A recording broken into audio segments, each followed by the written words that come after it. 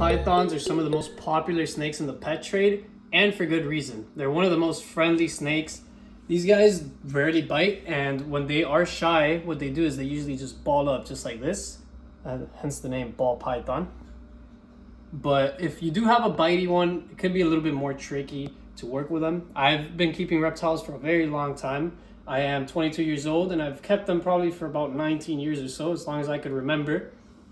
And I've only met a couple of bitey ball pythons out of dozens, if not hundreds of ball pythons.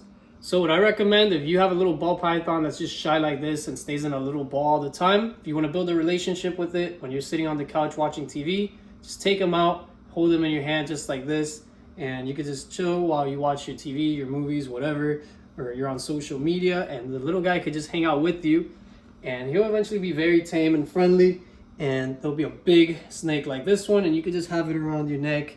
It'll be very friendly.